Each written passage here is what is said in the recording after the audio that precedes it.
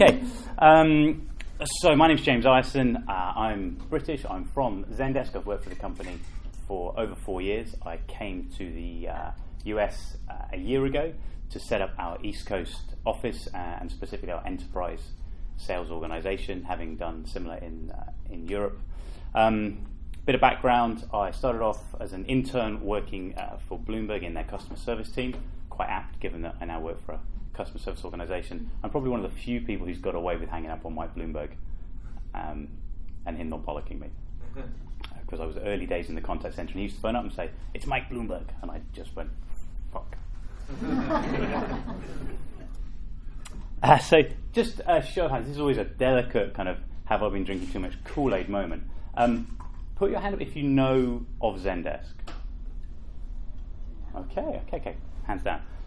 Put your hand up if you knew of Zendesk 4 years ago.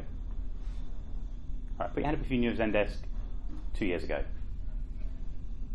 Okay, not bad. So the reason I asked the question is your understanding of the company and what we do, and if you've interacted with us, the sales methodology, the sales interaction that you've had will vary based on kind of what stage we were at. You know, we've grown very fast, and I thought today that what would be useful would be not knowing my audience, just to kind of hedge my bets completely and tell you kind of the personal story of how sales and sales methodology has adapted and changed at Zendesk as we've been through different stages. I can remember being one of the very first salespeople. I was effectively the first enterprise salesperson when we didn't really, put bluntly, know what we were doing.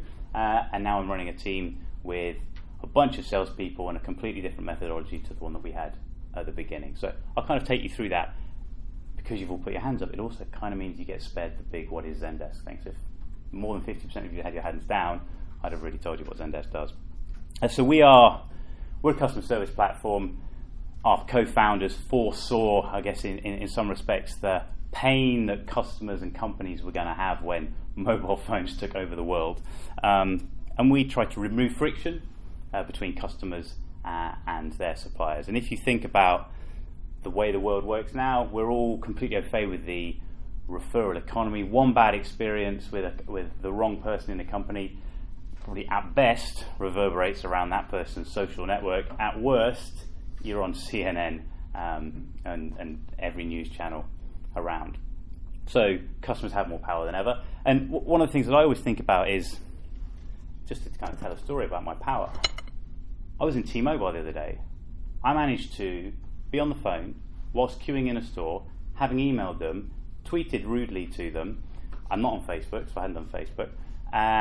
They didn't have a chat on their app, and I don't have their app. But how many channels was I clogging up with one problem? I'm getting really frustrated. The company is spending loads of money, and that's before it even got through to them. At the point I get through to them, no doubt I would have had more problems and frustrations, and they'd have had more cost because I'd have then realised that they've got multiple different systems that don't speak to each other, and I'm talking to one person who can't see this record, and that poor customer service agent is opening up 15 different windows, and before you know it, we all just hang out and put our phones down, and we've all wasted time and money. That's the problem that Zendesk is solving. We will make those relationships easier, pull all channels into one place, give agents a tool that is easy to use. It's actually from the 21st century, not from the late 90s with lots of grey boxes that they don't understand. Give the opportunity to customers and give the tools to companies for them to provide information so people don't have to contact them. If they do contact them, let's get it to the right place and give agents the tools to solve it, and let's give companies the tools and the reporting to actually make iterative changes to their system. And a good example of this is Uber. Companies who get this right can blow up an industry. If you think about what your experiences was like before Uber and what a company who manages to leverage technology and customer expectations together can do, it's a completely different paradigm. They are a Zendesk customer. And why they're interesting is that they're a Zendesk customer who've been with us from when they were little and we were little, to when they're big and we're big, which tells a nice story about scale and how companies have to adapt and change. And we're the only technology that they've kept throughout that journey without having to rip something else out. Okay, 10 minutes. So, bit of background, we are nearly 10 years old. based in San Francisco, but with a very strong Danish mentality. So our founders are from Denmark. They've progressively moved west to the point where they settled and raised their funds in San Francisco. We're now a global company, 64,000 paying customers, over 1,100 employees. And one of the things I'd like to kind of pull out is your sales methodology changes depending on the salespeople that you've got and the number of salespeople and how scalable things like training are, etc., etc. We IPO'd a couple of years ago. Again, your sales methodology and the way that you approach your customers completely changes depending on some of those outside factors. And that's really the message I want to bring, and hopefully, depending on kind of where you are in your company, some of this will resonate. There is no, we have no fixed sales methodology, and one of the things that I say when I speak to candidates is one of the good things about being at Zendesk is each year it's a different company. The challenges that we face as salespeople each year are different. The personal challenge is to evolve and adapt to those challenges, and also to bring in the deals that challenge the business, that smash through that glass. See, I can remember deals very specifically that came in that totally messed with our sales methodology or with our internal operational methodology, and we had to adapt and think about a way to solve them. We had to work together, and then maybe we didn't even win that deal, but we won the next one. It's almost like you're constantly training for a marathon by trying to do new things. I'm going to show you some revenue, which means I have to show you a safe harbor. I'm told by my investor relations team, one of the other nice things after you do an IPO, you can't do any of this without saying safe harbor. Have you read that? We'll say yes. It's like will you help out in the emergency if the plane goes down? I need a verbal yes. Yes. Thank you. Okay, this is just an example of what does growth mean? What does quarter-on-quarter growth look like? And then how does that affect you? This is what I looked like in 2012 when I joined. You look at me terribly. You're like, whoa, whoa. That's what I look now. Now, maybe it's because my kids are 9 and 7. Maybe it's just because I'm getting older. But that growth is stressful, right? You change, the business changes. Let's look at that from another point of view. All of the different things that have happened in the business, and all we do is customer service platform, right? We do one thing. All of the different things that have happened, and this is just since January 2014. Right? And all of this affects your sales methodology. It affects the way that you interact with customers. It affects the kind of customers who come to you. It affects the kind of salespeople who you want to hire or who want to work for you. So just to pick a couple of completely random examples. We IPO. Post-IPO, conversations about security and technology are wonderful. Sign this NDA, here's our SOC 2 report. Pre-IPO, with a lot of companies, you would have a sales methodology that probably moves away from that. You don't want to go there, or you don't engage with companies that you know are going to need to go down that route. If you pick another example, once you get into the Gartner quadrant or the Forrester Wave, it's a completely different reference point. We're a business that came from reference-based, almost NPS-style promotions background. People tried Zendesk online, they bought it, they told their friends. Now we deal with companies who look at Gartner reports and come to us and want to talk about best practice customer service. Completely different. Mix those sales methodologies up, you're talking got the wrong messages, the wrong organisation to the wrong audience. So this is the main slide I want to talk about. I just want to kind of talk you through what were things like and how has the sales methodology and the sales organisation changed. If you think right back in 2011, 2012, a customer at Zendesk would try it online because somebody had said it was a good product. They'd buy it, they probably had high technical aptitude. They'd try it, work it all out themselves. If they needed some help, they'd speak to a support person. They'd buy online with their credit card 30 days. No procurement, no problem, no salespeople. Fantastic. Gets you 5,000-10,000 customers, no problem at all. Then different companies start to get involved, maybe less technical people. They come to you. Some of these are enterprise outliers. I'm just going to focus now on the enterprise part of the business. We've got an SMB business, but the history that I've seen, my personal history, is the engagement with companies and brands that you would have heard of. 2012, you start to get these kind of enterprise outliers. You start to get somebody from Expedia who used to work for a startup and knows the business, and actually then comes and starts to introduce these new ideas into a company. There's some more corporate restrictions around that. They probably need to meet you. They probably need a demo. They need to understand and try a bit more before you buy. So you get a corporate team in. So you start to get salespeople who are confident on the phone, but your buyers still know who you are. They still know what they want. You demo, no question around services, implementation, still a quick sales cycle. Again, I stress these are not the official numbers, this is from my personal experience. Procurement, what procurement? Your sales strategy and your sales process and methodology is all based around not needing procurement. We're transparent, the price is on the website, you can try before you buy, the model doesn't work if we have to then spend on lawyers, finance accountants, blah, blah, blah, blah, blah. Let's go up next stage. Next stage, you're still getting inbound leads. All of these are inbound leads. Everybody has to know Zendesk and has to know they've got a problem in order to start looking at Zendesk.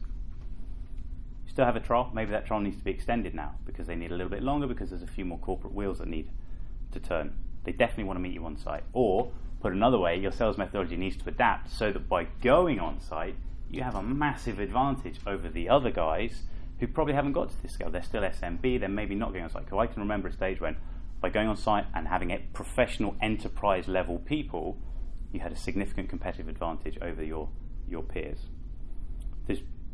You start to see that there's a need for enablement, someone technical who can help. So your sales methodology now has to involve somebody else, a technical person who needs to be briefed on how to answer questions. Can you do this? No, we can't do this. Well, why did you just say no, we can't do this? Maybe we can do it. Let's work out if it's important before we say that we can't do it. So more people involved. New competitors, you start to bash up against some of the established players. There's no methodology. The methodology is pretty much dependent on the culture of the company and the personal methodology of the salespeople, and that's okay because you don't have many and you've hired them and you know them, and you know there's always going to be a good match because otherwise you wouldn't be hiring those people. Still low procurement. Move forward, 2014. That was our year of enterprise. A number of things happened. One of which was actually we reorganized the business to have the business unit purely to focus on enterprise. But now you're really starting to see the early adopters. There's inbound, but now there's a real push to outbound. So sales methodology starts to come in around how do we educate companies who don't know about Zendesk, who don't know they've got a problem, or do know they've got a problem, but haven't even considered Zendesk. These are people who don't even trial. They phone you up, or you go to them. I can remember sales orders going out and needing to be signed, and there wasn't an instance, an ID number on them because these people hadn't set up a trial. That was new for the business. People always had a trial. What's going on? Completely different. You then have to guide them, you have to set it up for them, you have to show them, you have to understand what they want. So then you're getting into a much more consultative sell. But we still hadn't scaled to the point where we could do all of the things that these companies wanted. So we started to look at the challenger model as being a very nice way for us to address the companies. We could still evangelize, we could still push back and put a little bit of necessary tension in by saying, well, hold on a minute, I'm not sure we can go through this procurement level, or I'm not sure that we can necessarily submit to all of your technical requests, and therefore you really need the product to be strong, and you need the sales methodology to be open and transparent, but also pretty upfront and equal with the customer. Now where we are, we kind of fast forward, we're now institutionally outbound. So we have set up outbound teams, SDRs, we have a marketing department that is focused on generating awareness amongst companies who don't know who Zendesk is, positioning ourselves against the competitors in the space where we want to play. We have a whole load more salespeople, which means that you have to start putting in a sales methodology from the top down. We have a team, we have SDRs, we have AEs, we have solutions consultants, going to meetings, got to coordinate 3-4 people, whilst trying to maintain the core that's made us successful in the first place, is that we're still agile, we still work quicker than the competitors. We now run our own events. We now have a sales methodology that is designed to get to know the customer, to build relationships with them even before they're customers, so that it might not be this year, might not be next year, might be 3 years, 4 years time, but one day you'll be a Zendesk customer because we'll build that trust with you. We want to understand your business, and that brings a certain integrity into how you deal with people, because if you think this person might come back in 3 years time, you're not going for the quick sale, you're trying to build the relationship. And we actually use a methodology called Covey, Franklin Covey, which is actually really old. I'm sure a few people here know it. It's the let's get real or let's not play. This is something we brought in this year because we've realised that we've got nearly 65 salespeople in America. We've got over 100 worldwide. We need to put a methodology in place. We're now outbound by default, and this is really based on I would say focusing on the customer success, understanding the business from the start, and addressing and treating the customer as an equal, but asking for the customer to treat you as an equal. not a kind of tail-wagging sales puppy who will just do whatever it takes to get the person interested. Rush to the demo. Let me show the demo. You'll love it. Now we take our time. We want to understand the customer, understand the problems, focus on what makes their project successful before we jump to the solution and start talking about the functionality. So there's lots of things in this. There's the kind of concept of should we talk at all? Should we keep talking? Should we do this? Should we do this with Zendesk? Which gives you nice stage gates, where salespeople can just check against a set list of kind of yellow lights, knowledge points, whatever you want to call them. It just allows you to really get a grip on a deal. We talk about moving off the solution, which is don't talk about the functionality. We talk about yellow lights, the idea that there's something here that's just a flag for us, and maybe in the past you hope that flag goes away. Now we want to address it head on. We want to talk to our customers about it, because otherwise it's not going to work. It's not going to be. They're not going to be successful. There's a yellow light that's blinking that's just showing that they're not ready to buy, or we need to work together to solve the issue. We talk about the key beliefs. What do they need to believe in order to move forward with a project, let alone with Zendesk? And we want to get to the status of being a trusted advisor. But you've got to earn that, and that could take 6 months, 18 months, whatever. I really think that belongs on each salesperson. So we try to put in place a methodology that guides them, but at the end of the day, it's down to the individual. And this is the finishing point. All your sales methodologies are great, but if you don't have a set of core principles, which is essentially your culture, whether it's your sales culture, your company culture, the way that you treat each other, the way that you treat your customers, then none of it's worth shit, frankly. So for us, we've always been very heavily focused on product.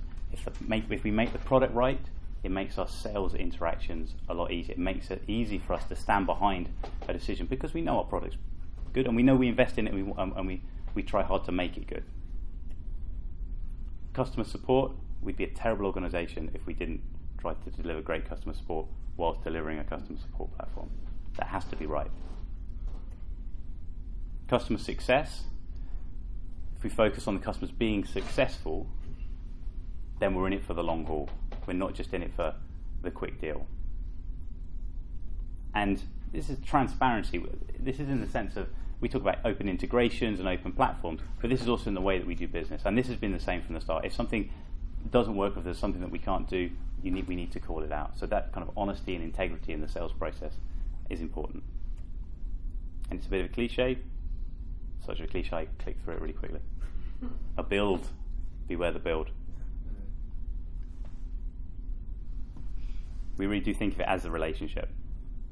It's not a transaction. It's a long-term relationship, and the sales methodology has to reflect that. Thank you.